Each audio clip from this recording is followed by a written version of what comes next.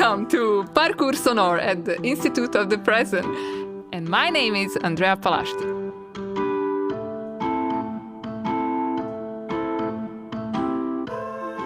Currently, I'm between being an artist and being an educator. And it is a really nice feeling in a way that I feel this is not two different things, but trying to find a common ground for both of these practices. So I would say trying to be an artist teacher. And also I would add, I'm trying to care about my body. I don't know if it's because of the age I am in, but yes, in a way I'm trying to resolve the issues with my back. So I started these physical exercises to do parallel with my profession. And it is also something that helps me think and helps me keep the serotonin up.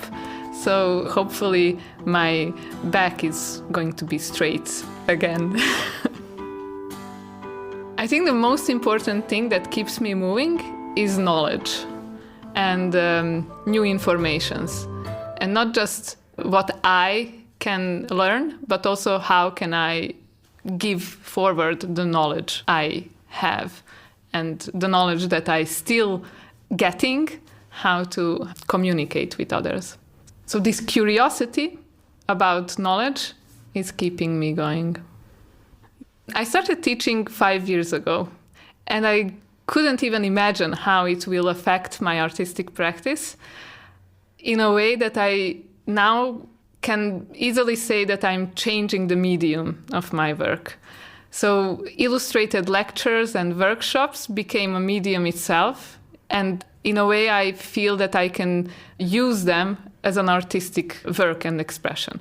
I don't want to be interpreted as if I'm using students as my clay or artwork, but I want to say that I'm using the classroom as a work of art and together with the students making the art happen.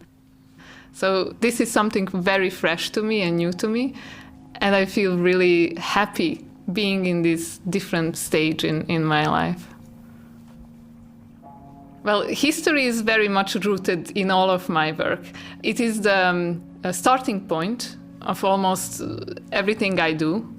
I do lots of research in archives and public institutions in order to find some stories that are less known, stories that are hidden from the public knowledge.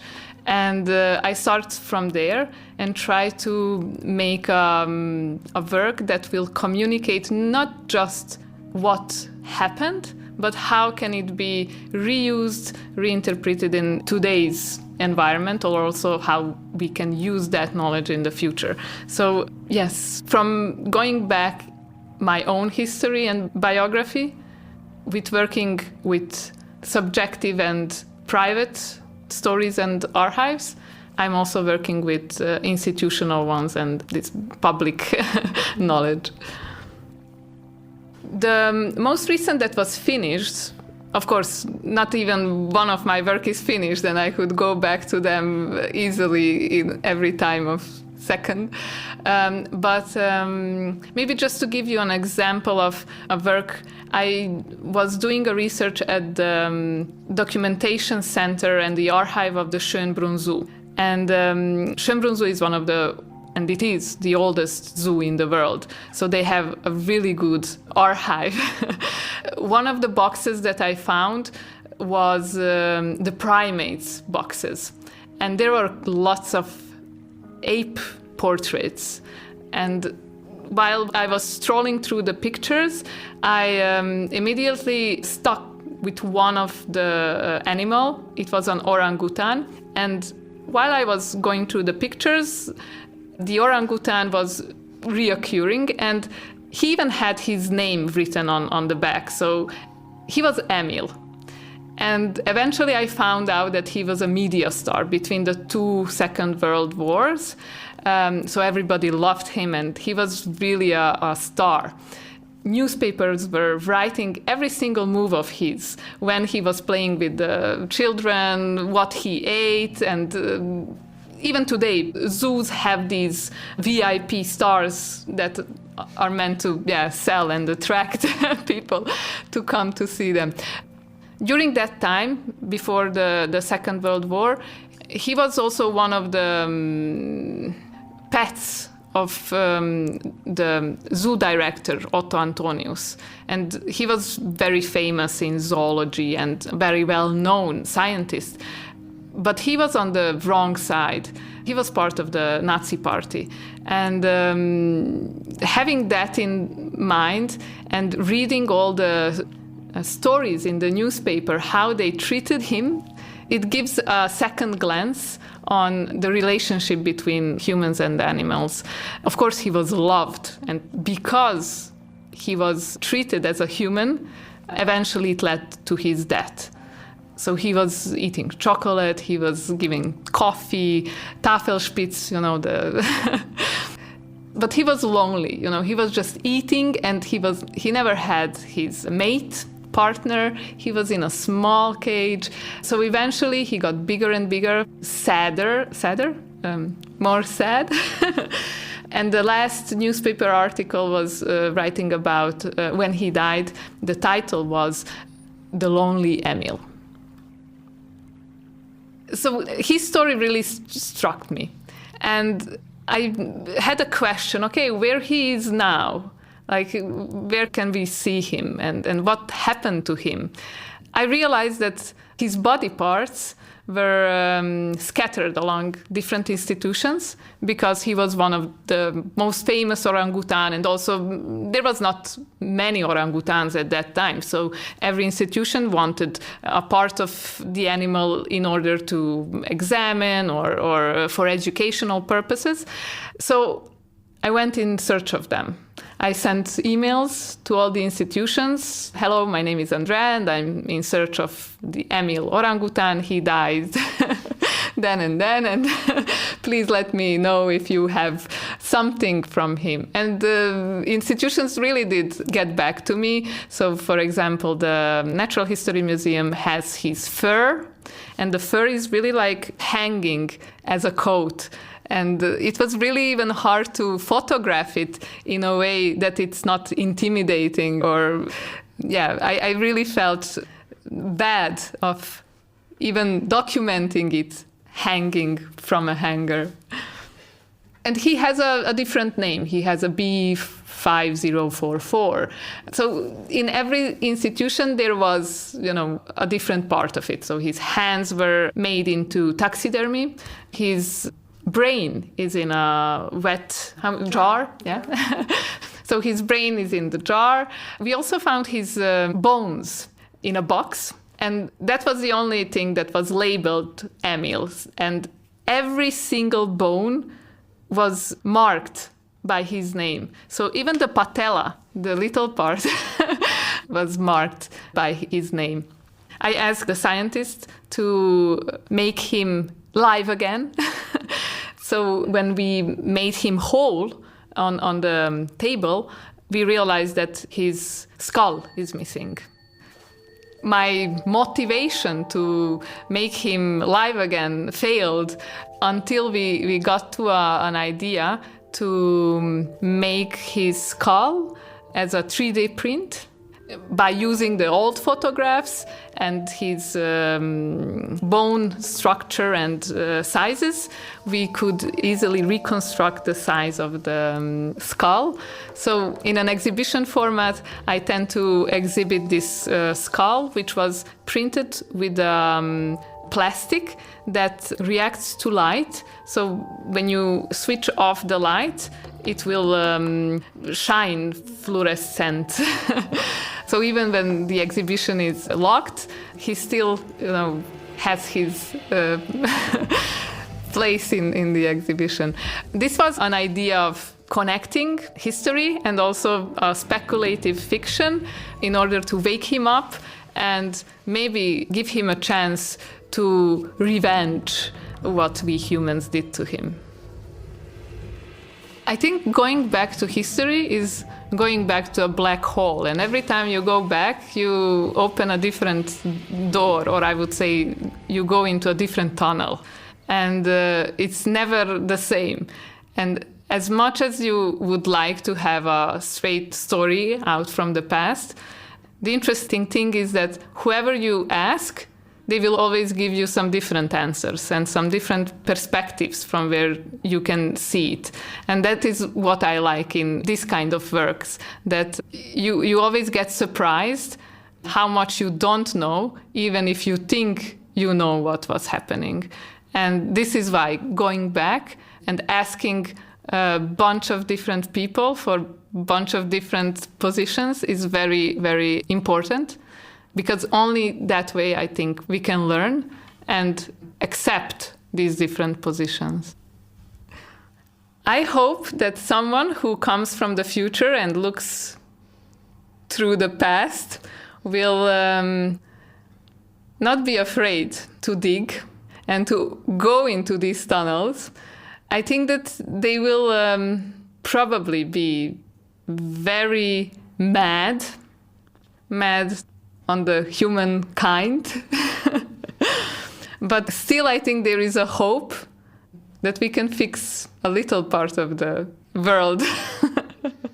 So hopefully, if your question was, what do you think a person from future comes back, then it means that he already exists.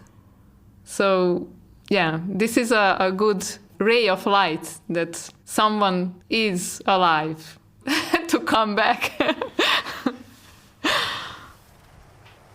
It was a big surprise for me to see Timișoara and to feel Timișoara. The contrast between the Austro-Hungarian aesthetics mixed with the communist era aesthetics is very much visible. And the first day I thought it is getting into each way, that they are competing with each other. And I thought, okay, maybe the communist era architecture is beating the Austrian architecture. But then after 3-4 days, I realized that this is some kind of a dance, a choreography between them, that it's not necessarily a bad thing, but I really like it. And I really feel good while I stroll around the city, and I did walk a lot. And having these changing places, getting me back to Austro-Hungarian Empire and to communism with a slice of, contemporary Italy, it is really something I didn't felt in other places. So I think this will stay with me. I would describe time as a speed of light. And for me, it's very scary how fast it moves through my body and through the space. And coming back to the silence, I would also like to stop and pause a little bit, because I don't want to see the end yet. So time is scary, and I hope there is a button on the remote control to stop it. There is one project I wish to do for almost 15 years now. And it is in my drawer. I take it out from time to time, but I never have the time to do it. Again, the time. So around 15 years ago, my mother gave me a notebook. It was her child book notebook. It was a correspondence book. So a correspondence book that children were using as a communication tool between the teacher and the parent. So maybe I would say the adults were using the correspondence book via children in order to communicate between the teacher and parents. The interesting thing is that in these correspondence books, they tend to write all the things that is happening during the school classes, but most of all, the naughtiness of the children, which have to be reported to the parents. And I realized that these notes were written by my mother herself. So probably the other children were also writing about themselves, but using the teacher's voice. And then, of course, when the child comes home, my mother gives the notebook to my grandmother, her mother. She answers something, so the next day the teacher got her answer. And I cannot think how the child must have felt in these situations.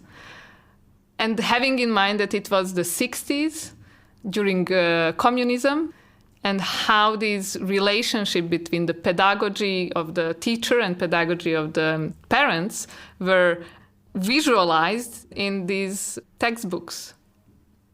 My mother was very naughty, and she was always doing some wrongdoings in the classroom. And it was not only about the teaching subject, but during the breaks as well. And while I was reading it, I felt really nice, and it was some different position from where I can learn about my mother.